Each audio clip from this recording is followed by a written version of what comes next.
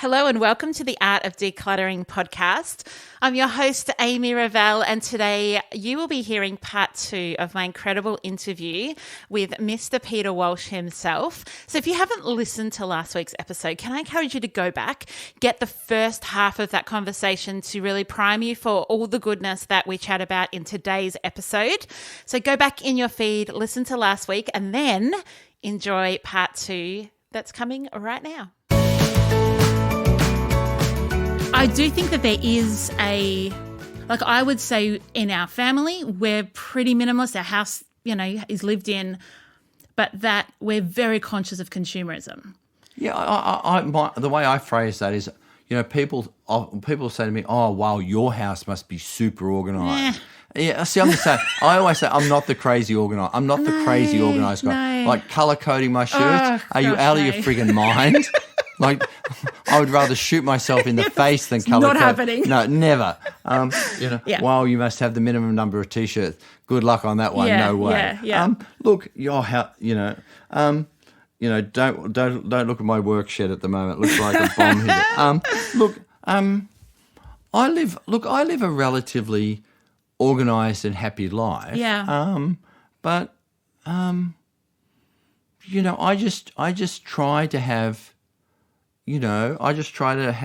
as many good experiences as I can. I try to put, people and experiences ahead of buying stuff. Yeah. But, every once in a while I lose my mind and buy something that I shouldn't. I know I shouldn't. You wouldn't be normal if you didn't. Mine is if I have a night of insomnia, I can buy random stuff on Instagram. I'm like, hey, babe, I just bought. He's like, what do we need that from? I'm like, I don't know.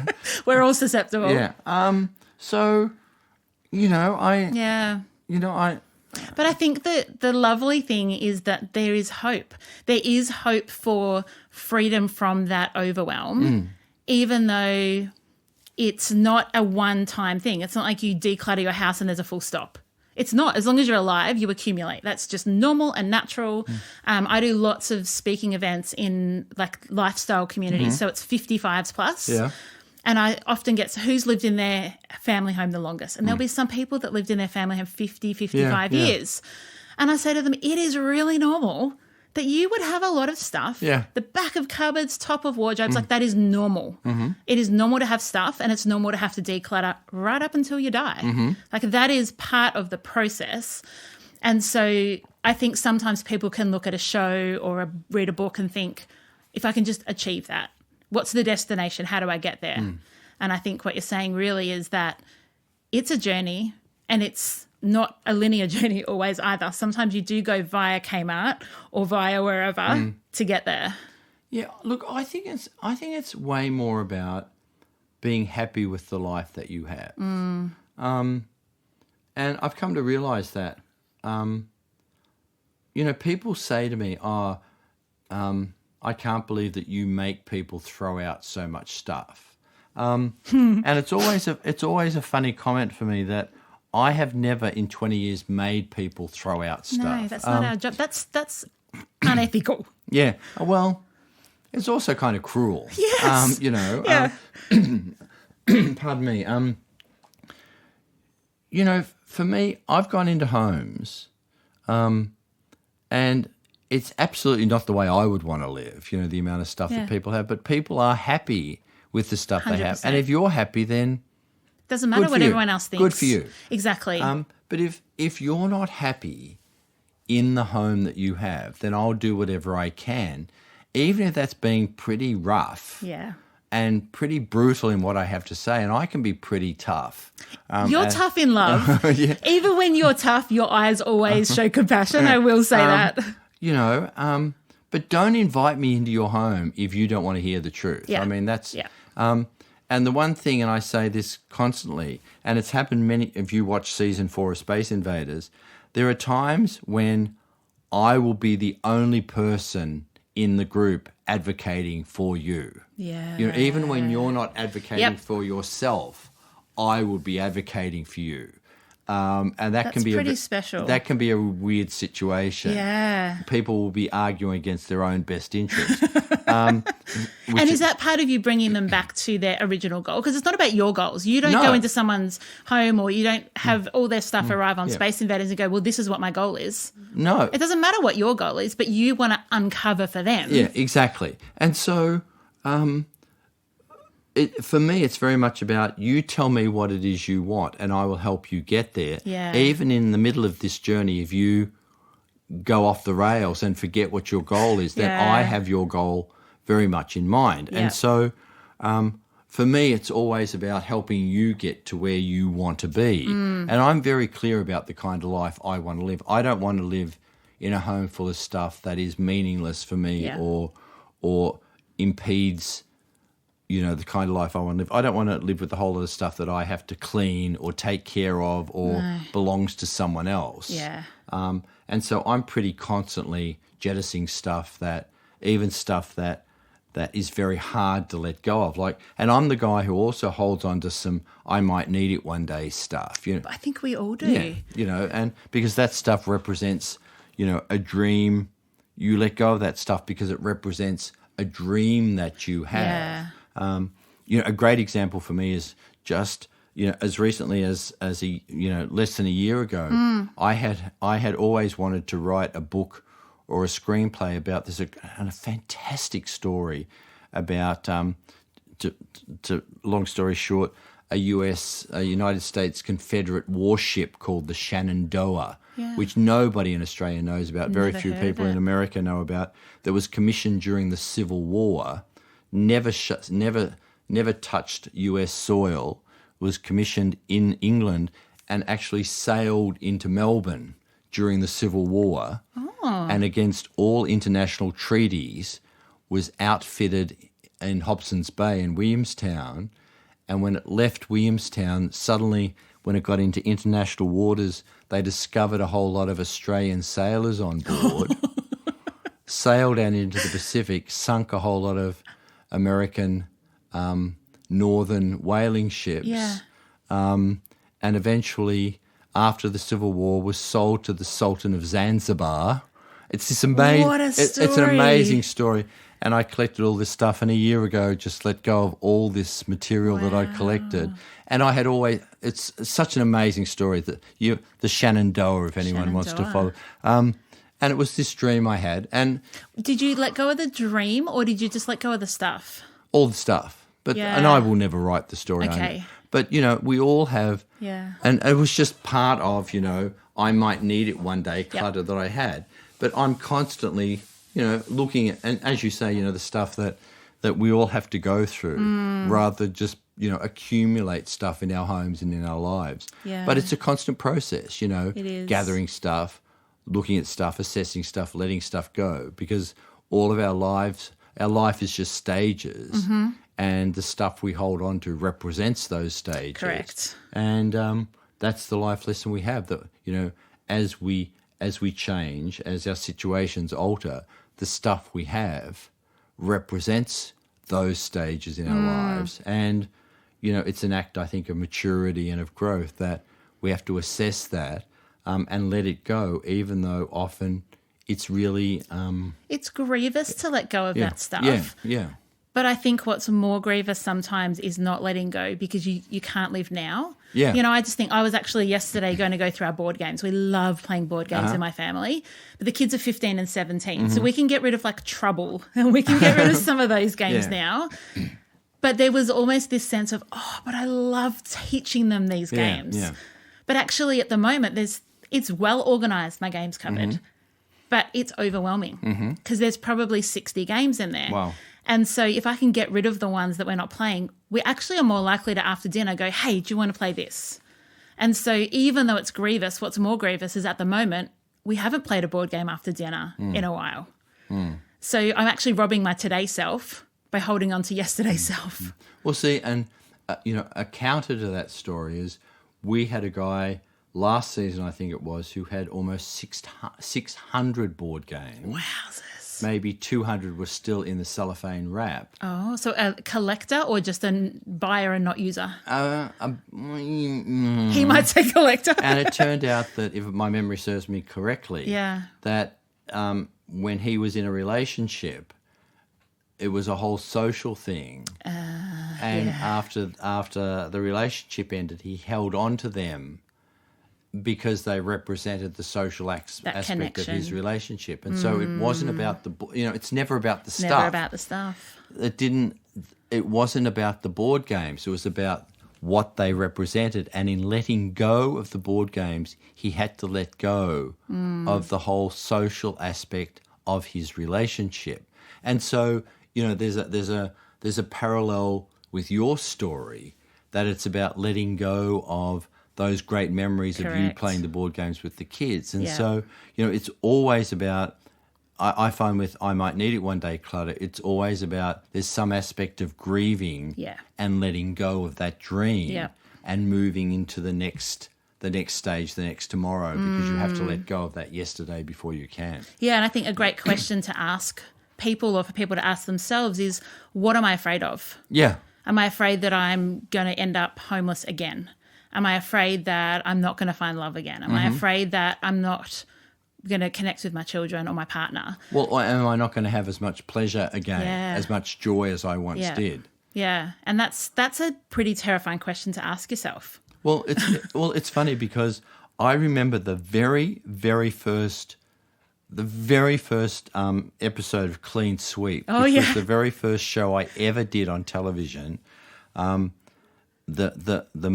absolute turning point for me in professional organising, we were supposed to organise the baby's clothes of a woman who, she had all of the baby's clothes of her children, and her two boys were 16, 15 and 17. And your job was to organise those clothes. The whole idea was that we were supposed to build storage containers in the garage for all of these baby clothes.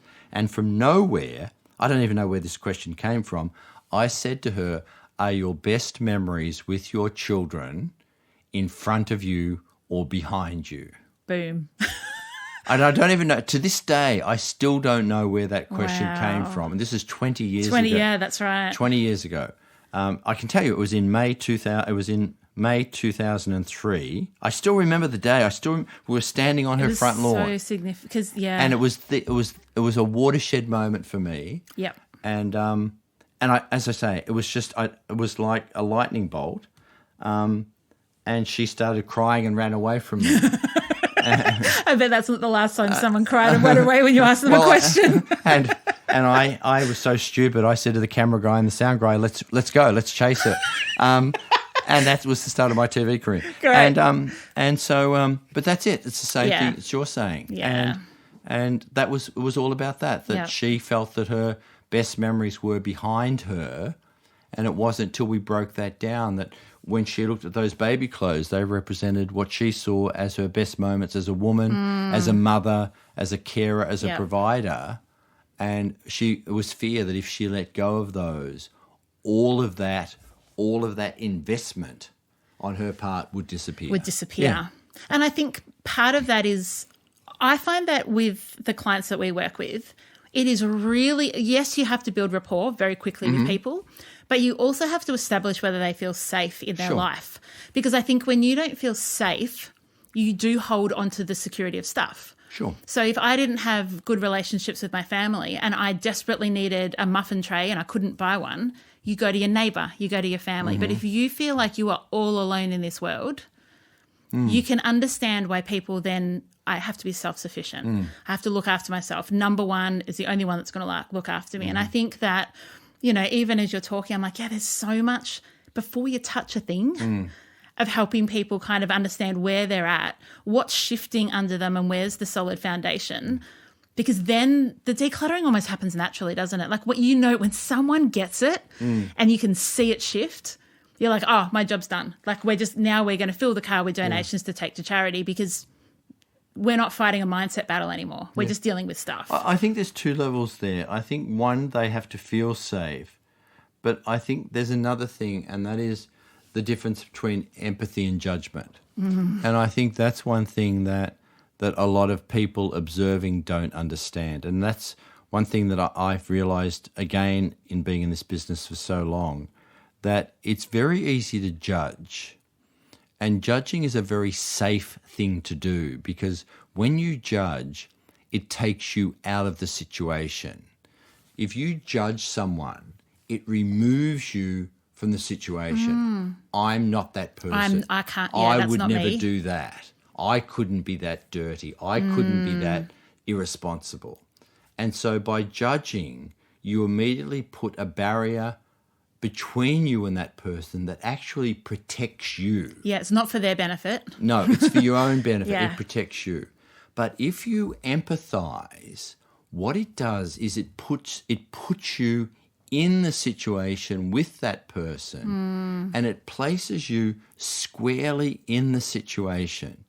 And it not that it makes you unsafe, but it makes you it squarely positions you in the same ballpark as that person and forces you to ask questions that questions you as well as question them. Yep. And so empathy is a much more difficult thing to do and much more personally challenging thing to do, because it's not as personally secure or safe as judgment.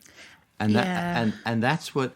And if you judge a person, they can tell. You can tell in seconds. That a person can tell that you're on the other side Correct. of the fence. This is not us. Yeah, but if you empathize, they can tell that you're in the game with them. It's exactly what you said before. Even when you're not advocating for yourself, I'm advocating for you. And so that's why I've discovered that I can pretty much say anything to the people that I work with, even when it's brutally honest, because they know that I'm in the same, 100%. I'm in their corner. Yeah. And I'll say to them, I'm on your side. Yeah.